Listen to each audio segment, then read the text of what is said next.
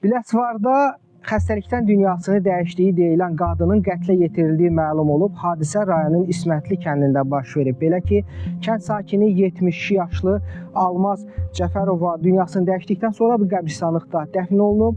Onun ölümünə səbəb kimi isə beyindaxili təzyiq əsas gətirilib. Lakin sonradan aparılmış araşdırmalar zamanı onun öz yaxınları, yəni gəlini və gəlininin qardaşı tərəfindən qətlə yetirildiyi məlum olub. Hazırda isə mərhumun nəşinin ekskumasiyası həyata keçirilir. Hadisə gördüyünüz bu evdə baş verib.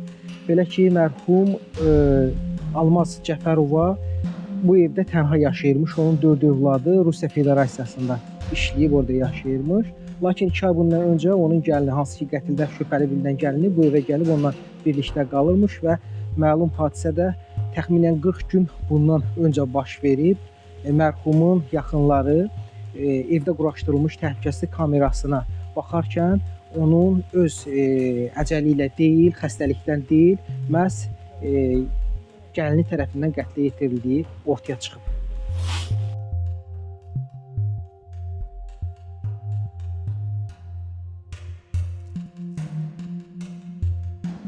Özü təqdimatı müsaadəniz deyin. Mən Mirzəyev Hikmət, qonşuyam, daim gəlinidir. Qonşuluğumuzda səmimi olub. Biz dünənləri eşitdik ki, bir haqq hesabı kameranın görüntüsü ilə bilinib. Bəs belə gəlinin qardaşı onu boğublar.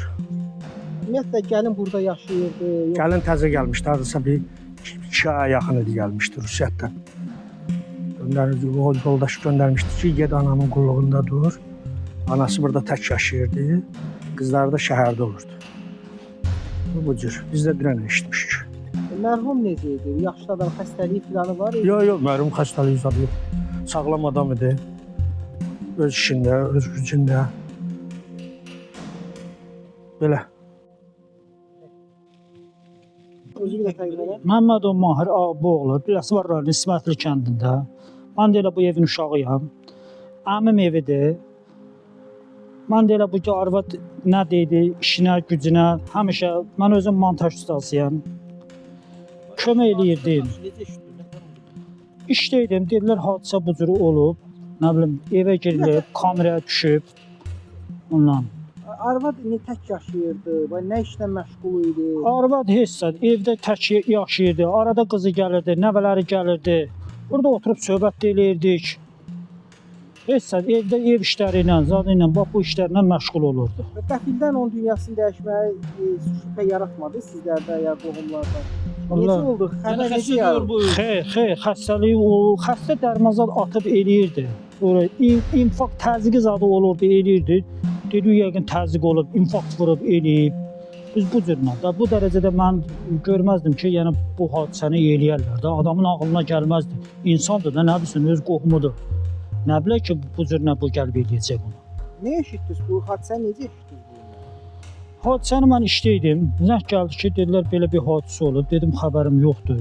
Mən də gəldim, getdim qəbristanlığa, gördüm ki, vəziyyət hamı bu cürlə. Mahir, nə məqsədlə gəlin o qaynanasını qətlə yetirə bilərdi? Nə məqsədi nə ola bilər? Zaten gəlin gəlib eləyirdim tez-tez buralara. Yox, gəlin elə Rusiyada olurdu. Gəlmişdi buradaydı. 2 uşağı da var idi. Elə mən bir təmasım yox idi. Elə bir danışığa, münasibətdə gəlin nəzərlə olmurdum. Olanda elə arvad nəzərlə burada yolda görüşəydim, hal-əhval soruşurdım, xəbər alırdım. Başqa heç bir şey, arvaddan heç bir şikayət zad mən eşitməmişəm.